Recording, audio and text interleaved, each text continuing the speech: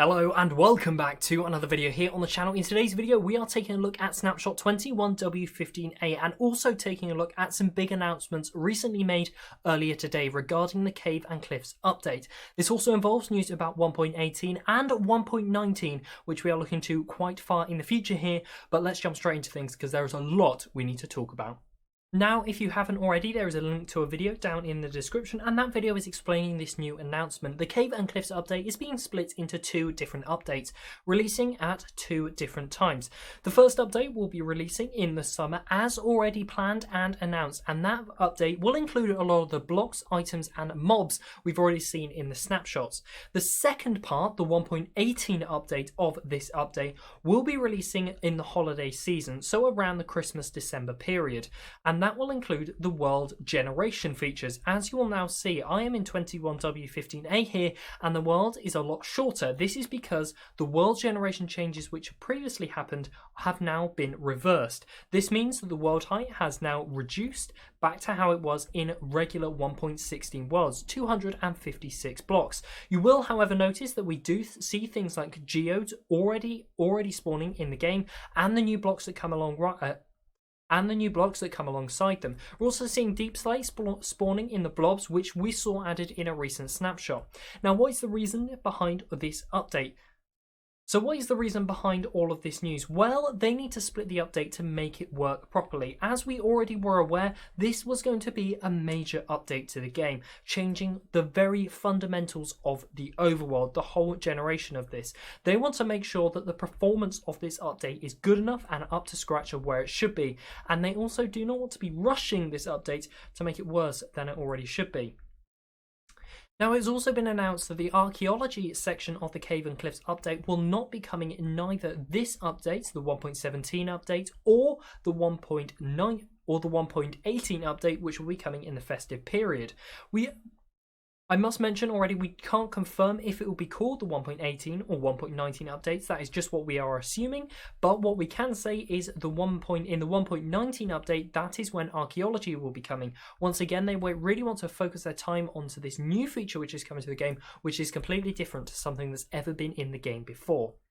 So what does it mean for this snapshot? Well, it means that a lot of the previous features involving world generation have been switched off and will no longer generate. As we can already see in the world down here, we're not seeing any of those mega caves. We're back to pre-1.17 generation. So noise caves, cave ravines, aquifers, cracked, or distribution has been returned to the 1.16 setup. Copper now generates between the bottom of the world and to height 192, being the most common around height 96. So you can find copper, as we can see just in this cave down here. How lucky are we there? As you can see, we can also see glow lichen and some other mobs and blocks already in the game. So things like the glow squid and the axolotl will be remaining in the game. Worlds created in previous snapshots can no longer be opened. That is, snapshots between snapshot 21W06A and 21W14A. Any of those snapshots are unable now to be opened at all. Now, what if you want to still try out the brand new cave generation features? Well, there is still a way around this. All of this will now be put through a data pack, a little bit like the experimental features toggle within the Bedrock edition of the game. Now, I must remind you that everything that I'm talking about today applies to both the Java edition and the Bedrock edition of the game. So to access the world generation features, which we have already seen being tested out, you can now download a data pack for the Java edition of the game. That is linked on the changelog down below, and there'll be a direct link to it. There's a lot of links down below. Make sure you go and check them out so you know what exactly is going on. So now what we're going to do is I'm going to show you how you can install the So now what I'm going to show you how you can install the 1.6. So now what I'm going to do is I'm going to show you how you can install the 1.18 generation side of things. The first thing you want to do is you're going to want to go to your Minecraft homepage, and then you'll want to create a new world. Now I'm just going to call this a custom test, just so we know what's going on. We can then obviously select what we like, and then what we want to go is we want to go to the data packs tab. Then you want to download the data pack, which is linked down below, and then we're going to drag this into the data packs folder. And as you will see on the Minecraft screen, we have, do you want to add the following pack to Minecraft? Yes, we do. As you'll see, it now appears over here. Now to apply this to your world, we're going to click on the arrow just there, and it is now on this world here. We're going to click done, and then we can create the new world. We're then presented with a warning explaining that this is an experimental version of the game. There is no guarantees. We're going to proceed, and this will generate the new world. Okay, so generating up the world, and here we have it. We have it back to the way it was in the previous snapshot, with aquifers, with our crack carvers, with our mega caves, with our noise caves, and everything that comes alongside it. As you can see, this is spawned absolutely lovely, and I tell you what, look at this lovely generation down here. As we know, this will now not be coming until the holiday update, but you can still access it if you want to through the data pack option. If you're in the Bedrock edition of the game, this will then be put under the experimental toggle before the 1.18 update comes out. But this snapshot hasn't just reversed changes from the previous snapshot. We are seeing new things in the game. Let's take a look at them. The first thing we can notice is we have a brand new home screen. The first thing we can notice is we have a brand new home screen. We have a geode in the background, we have some of the new blocks. But let's go into the world we were just on previously, our 21W15A world, and take a look at some of the new features. Now over here you will see I have some brand new blocks. We have a block of raw iron, we have a block of raw copper, and a block of raw gold. Now these can be crafted to pack down different items. This goes alongside all the other ores in the game, for example a coal block and an emerald block and ores like that.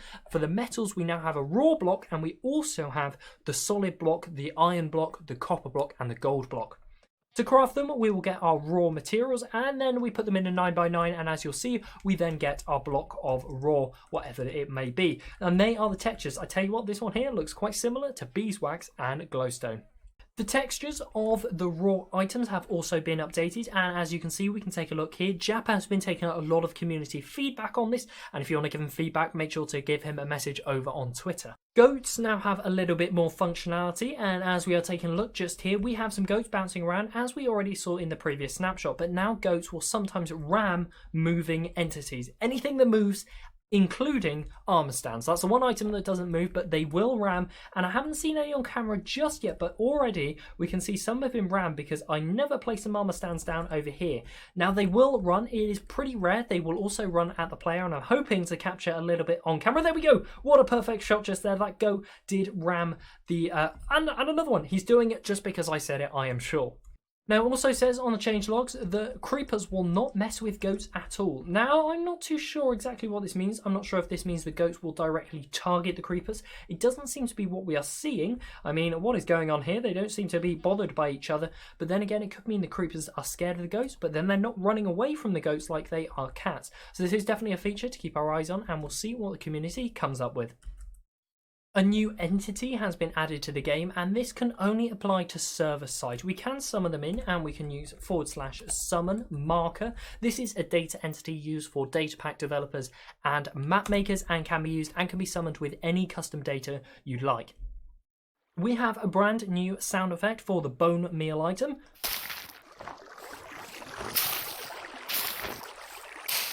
So we have a lovely crunchy sound effect whenever we use bone meal on any type of block.